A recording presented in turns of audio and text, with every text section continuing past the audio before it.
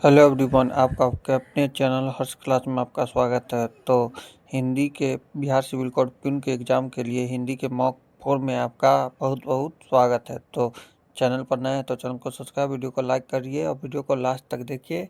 कुछ आपको जानकारी ज़रूर मिलेंगी जो एक आपके एग्ज़ाम के लिए बहुत ही इम्पोर्टेंट है। तो चलिए आइए देखते हैं। अमृत का प्रवाची शब्द क्या होता है? अमृत का प्रवाची शब्द होता है पीयूष।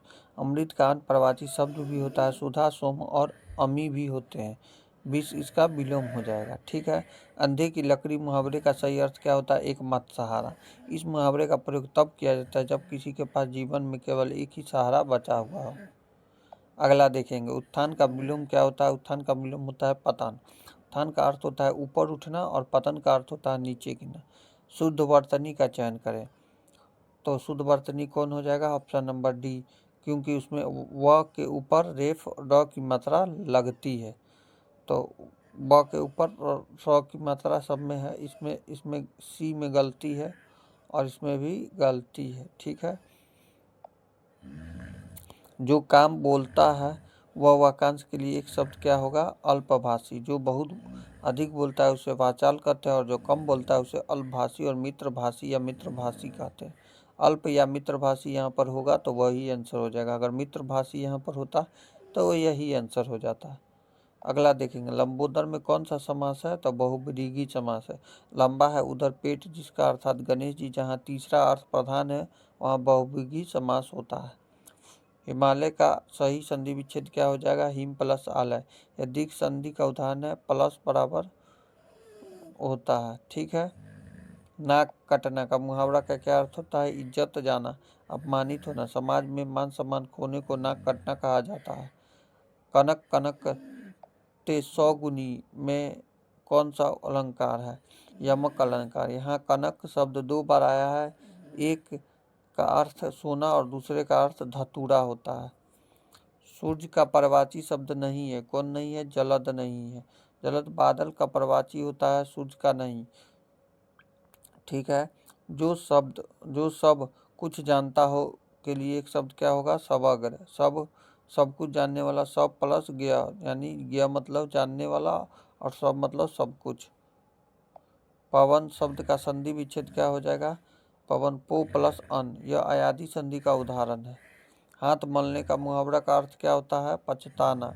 अवसर निकल जाने पर दुखी होने को हाथ मलना कहते हैं। आगत का विलोम क्या हो जाएगा? आगत का अर्थ होता है आया हुआ, अनागत का अर्थ होता है जो ना आया हो, अनागत हो जाएगा आगत का। कमल का प्रवाची शब्द क्या हो जाएगा? पंकज हो जाएगा। पंकज, जलज और सरोज कमल के प्रवाची शब्द है। अन्य 3 फूलों के नाम है। ठीक है। वृक्ष से पत्ते गिरते हैं, इसमें से किस कारक का चिन्ह है? वृक्ष से अपादान कारक। जब कोई वस्तु किसी से अलग होता है, अलगाव होता है तो वहाँ अपादान कारक कहते हैं। कर्ता ने हो जाएगा। अगर ने रहता वृक्ष तो कर्म को करण से, अपादान से।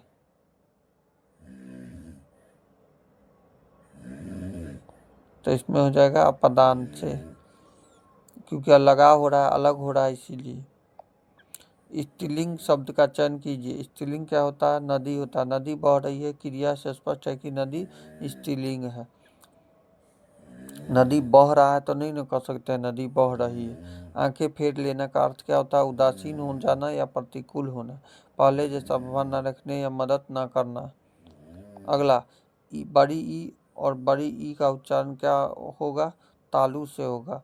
व्याकरण के अनुसार छोटी और बड़ी का वर्ण तालु से होता है। छोटी ई है, इसमें इसलिए नहीं है। घृणा का विलोम क्या होता है? घृणा का विलोम होता है प्रेम या स्नेह करना। Option number D. अपना उल्लू सीधा करने का अर्थ क्या होता है? अपना स्वार्थ सिद्ध करना, केवल अपने फायदे के बारे में सोचना और काम निकालना। शुद्ध बात का चयन करें। भात,